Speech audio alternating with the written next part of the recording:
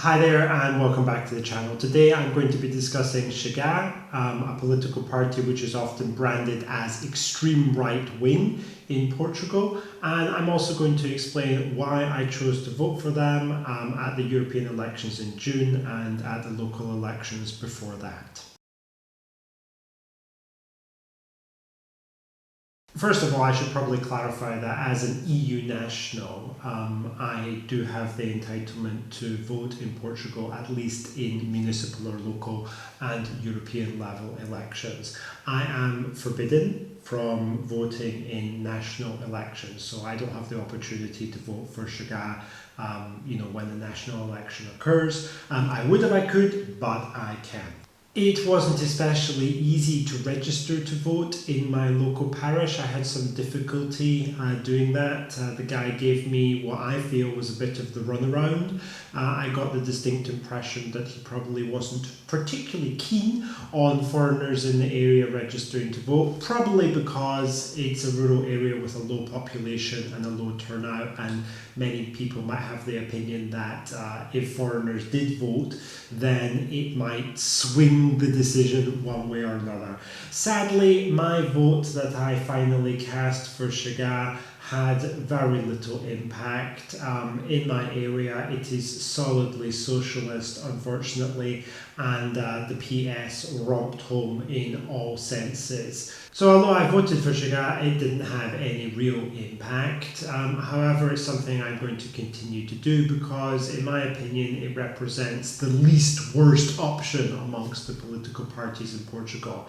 I can't say that I really found any political party's manifesto in Portugal tremendously appealing, not at all, but I will say that I found the most appeal to lie in the proposals put forward by André Ventura and his party Chega, and that's why they won my vote. I want to vote for somebody. I don't want to be one of these people who just sits at home and lets my vote go to waste.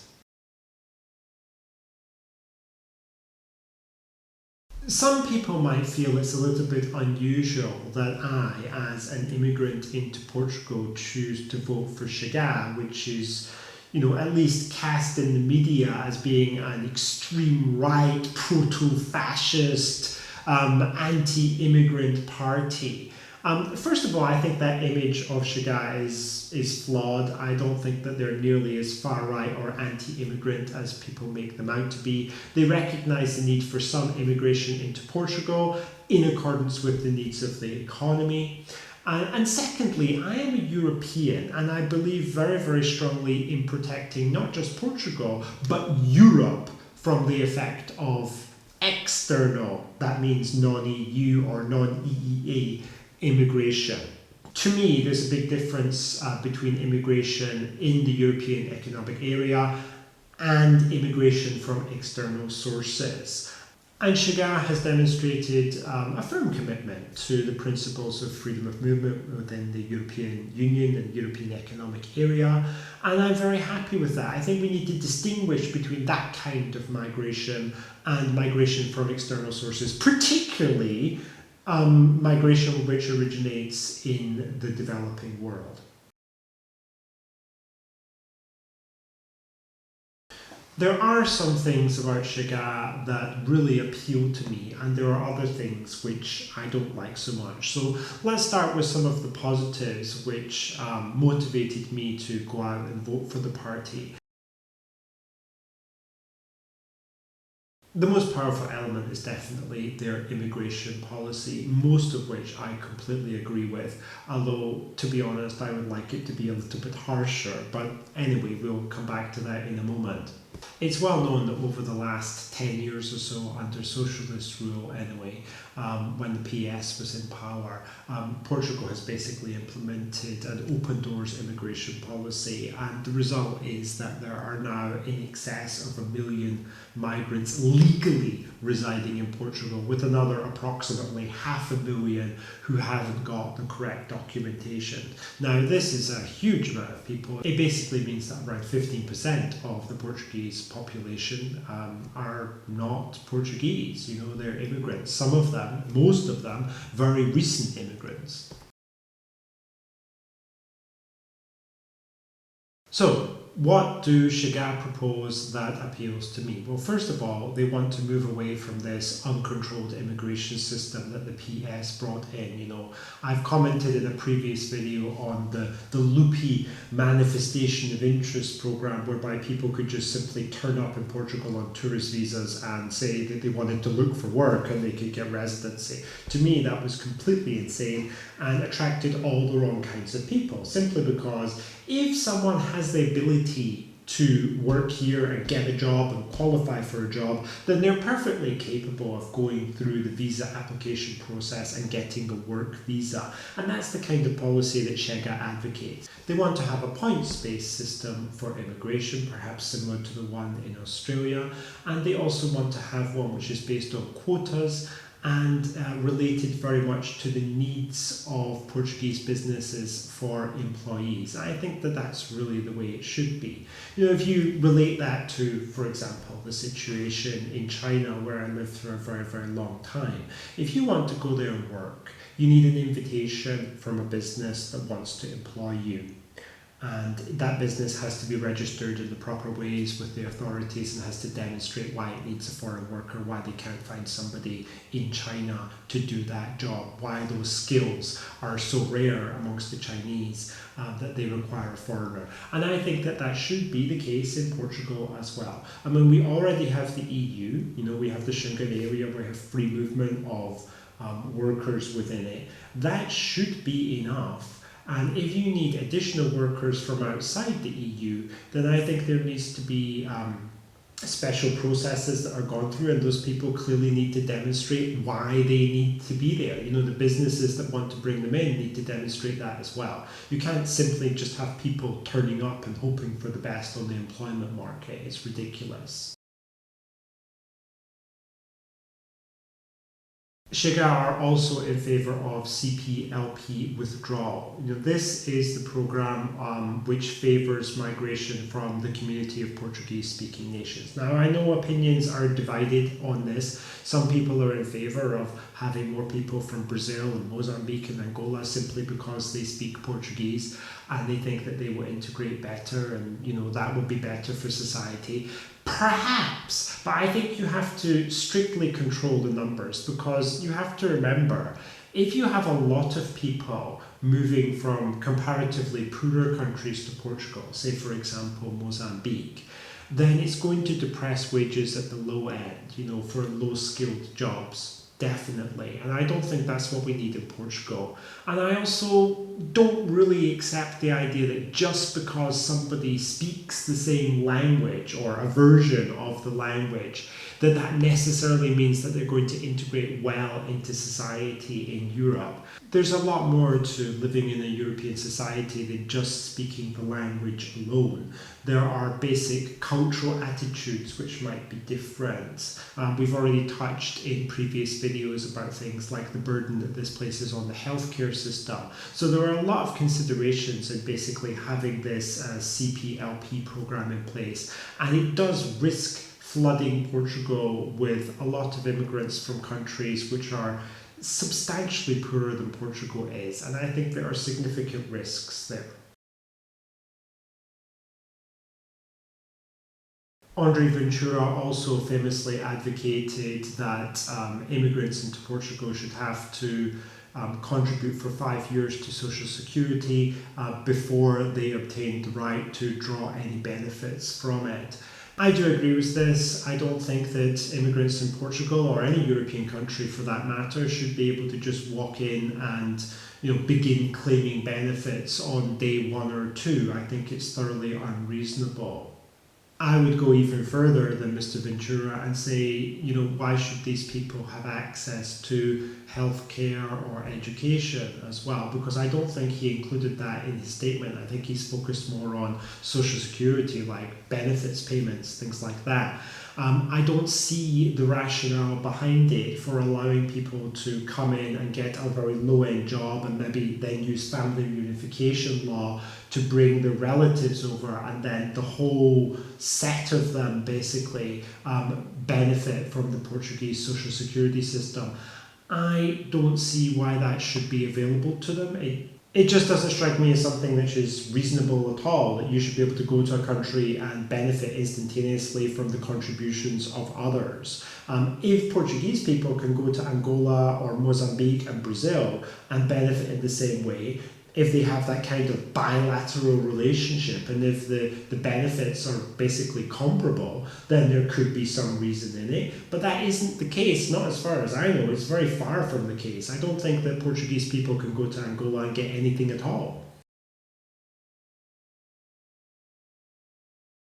Finally, Chega wants to create a crime of working illegally in Portugal and just being illegally on the territory of Portugal. Basically, it's a regulation against illegal immigration, or as liberals would call it, perhaps irregular immigration. And of course, it is a crime. It is illegal. I mean, if you've entered a country in violation of immigration procedures, if you've crossed the border in an unauthorized fashion, then naturally you should be punished for it and then you should be expelled subsequently. That is just what should happen.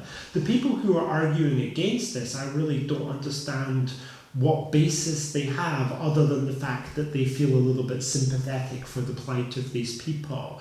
But I think people need to remember that Portugal is not a rich country, Portugal is not a charity, and indeed Europe more broadly is not a charity. We simply cannot afford the luxury of permitting all and sundry, everybody who wants to come and then take advantage of our welfare state. It is just not a viable solution.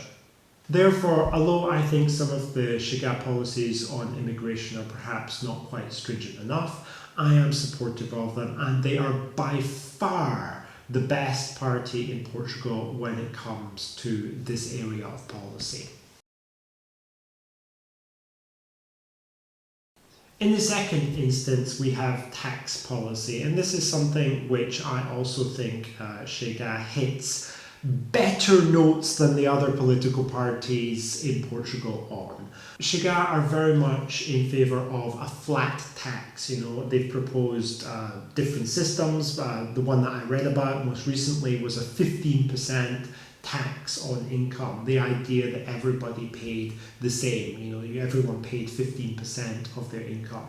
And there are important reasons why this could be a good idea. First of all, it's very, very simple. So it's very easy to understand. And if you're going to implement a tax system and you're saying, okay, you pay 10% or you pay 15%, people get that. People understand that. And in addition to that, a level of 15% tax on income is not high.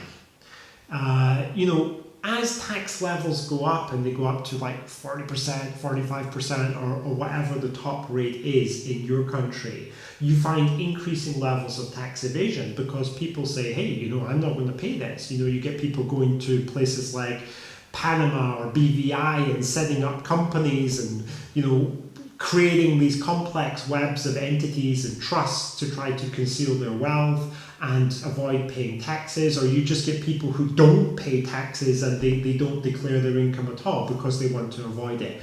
I think if the tax rates were perhaps more reasonable, and most people would think a 15% tax rate is certainly a lot more reasonable than the system that we have now, then the rate of tax evasion would go down massively, and the amount of money that the government would have to spend on tax inspectors and audits would go down as a result of that as well.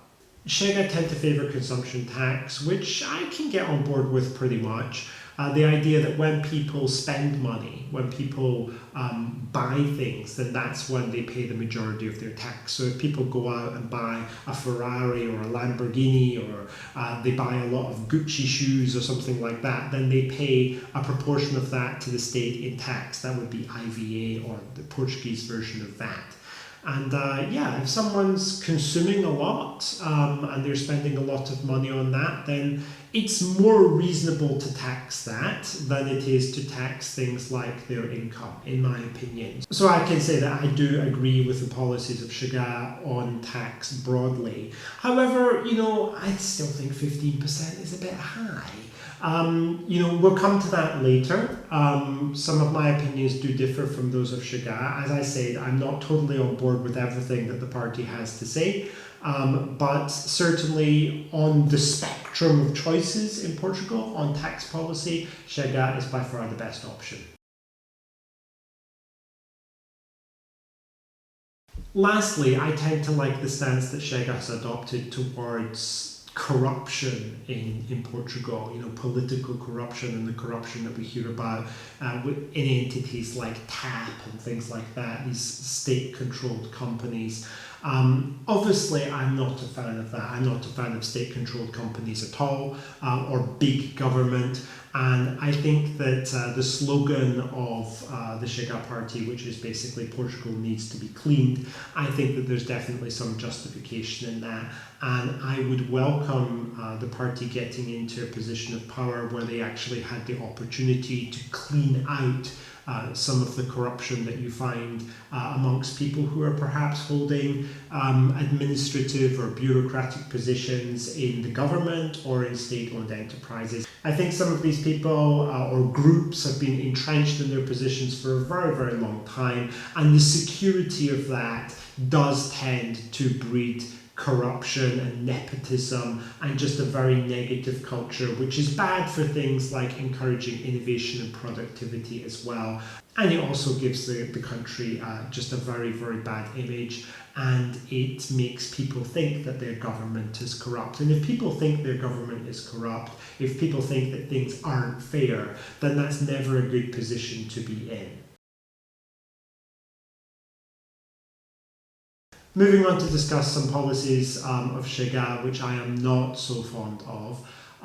Let's start with the Nationality Law proposal. Chega have said that they think that to get Portuguese nationality, people should have to reside legally in Portugal for 10 full years, and then they should have to pass some kind of exams on Portuguese language and culture, and probably civics, how does the government work, etc., etc. Okay, fine. As a proposal, I don't think that it is outrageous. And there are other elements to this as well, such as, for example, people who have committed serious crimes here would get their naturalization revoked. I can approve of that. Or people who've entered the country illegally, they're not eligible to acquire nationality. Of course, I can also agree with that. However, when it comes to this 10-year requirement, that is very, very high in the context of the EU.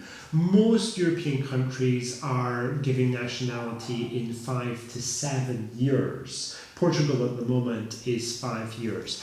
Now, I'm not saying that Portugal by any means should just give its nationality away very, very easily, and I do approve of both the language exam, which I have taken, and a civics or history exam, which I think is fine. I haven't taken it because it doesn't exist, but I would be perfectly prepared to take it.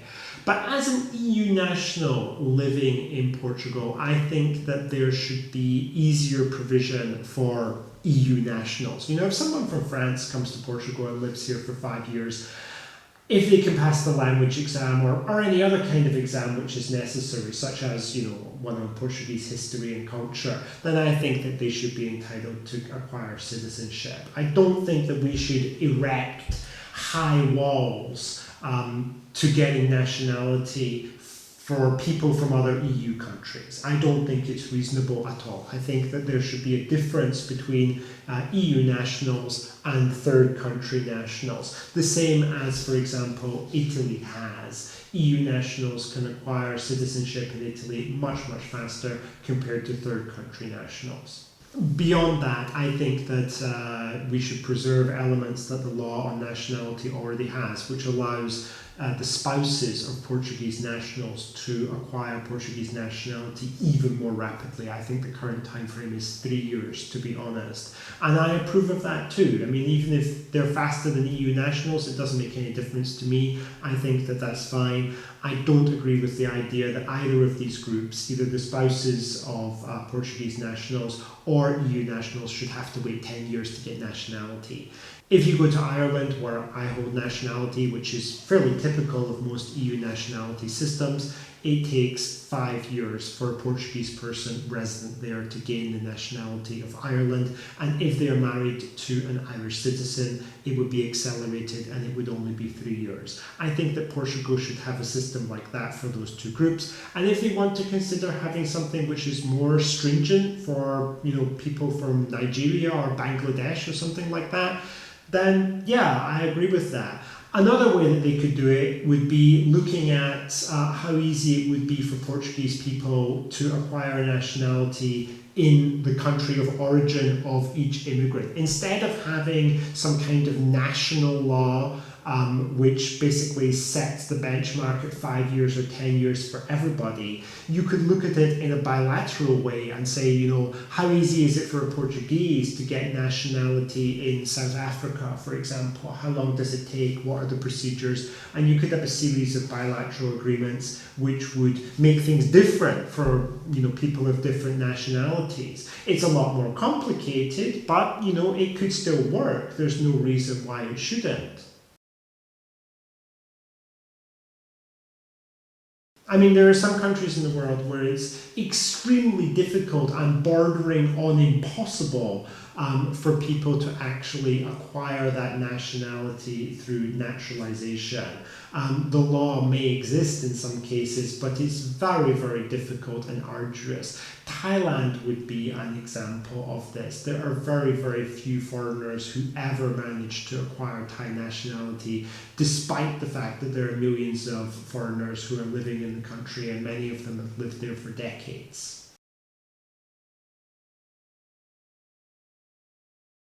Another thing which I'm not really such a big fan of on the Chega platform is that although the party does seem to have a commitment to building smaller enterprises, especially family businesses and things like that, which I approve of, it didn't seem to deliver a clear commitment to breaking up state monopolies. Companies like TAP and Comboios to Portugal and companies like that, and also just generally reducing the size of the government dramatically. I haven't seen any commitment come out. Correct me if I'm wrong, maybe I just haven't read it right. My Portuguese is not perfect. But from what I've seen, I haven't seen any commitment like that coming from André Ventura or other officials in the Chega party. No one has said something like, we're going to reduce the size of the government by 70%, which is really what's necessary. I mean, we do not require big government in Portugal or in any European or Western country.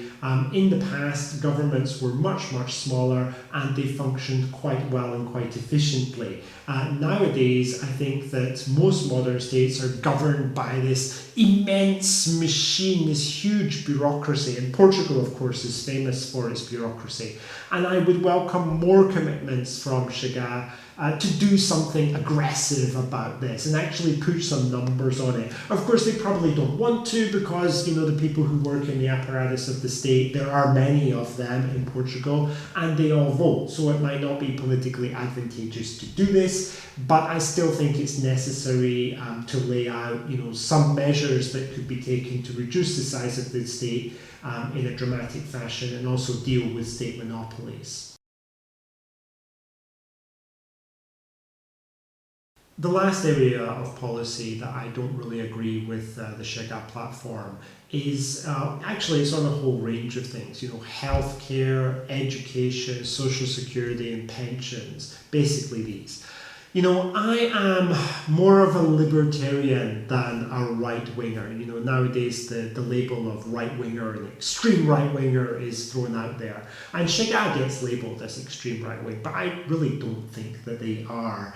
In terms of healthcare and education, social security and pension, I really don't feel that Chega has such a chasm between their position and the position of, PS or PSD or some other mainstream political parties in Portugal. I really don't. They still want to support the state education system, albeit strengthening the position of teachers. They want to increase teachers' salaries. They want to expand the coverage of the SNS, the National Health Service in Portugal, and provide more pension security, etc., etc. I am more on the libertarian end of the political spectrum, and I just don't believe in any of that. I believe that people should make their own provision in all of these areas. In my estimation, there really shouldn't be social security. We should all have private healthcare or have no healthcare if we choose not to have it. People should be responsible for educating their own children. Schools should be private. There can be regulations passed by the state about how schools should be formed and conduct themselves. But there's no need for the state to be involved at any level in education, in my opinion. So, these are all significant differences between me and Chega, and that goes back to other ideas that I have about the size of the state, the involvement of government in various things, and of course the level of tax. If we simply don't have these kind of services that have just been discussed, and these are services which most Portuguese regard as being completely fundamental and they would never want to do without them. And also in the UK, my own country, I completely recognise that my ideas are very, very far from the mainstream. But in my opinion, people shouldn't pay a lot of tax. We talked about earlier that Chega proposes a flat tax of 15%. Even then, I think it's too high because it's still being used to pay for all this stuff. It's being used to pay for healthcare and education and all that jazz, And if people just were given the opportunity to take possession of their own money and to manage their own money, to make their own decisions, rather than the state taking their money away from them and deciding how that money should be spent, then I think society would be better. As a person, I would definitely prefer to do that. I am quite capable of managing my own money and making balanced decisions about risk. What I should pay for and what I shouldn't pay for in terms of insurances and things like that. And I think that the government has to stop treating people like children and let people take the responsibility for their own lives and make the decisions that they should make for their own financial future. And that includes things like retirement planning. Anyway, I don't see any of my kind of ideas reflected in the policies of Chega, probably because they wouldn't gain popular support. Anyway, I was prepared for that. I don't really have a party which represents my political views. So, I can let that go. It's not a big deal to me.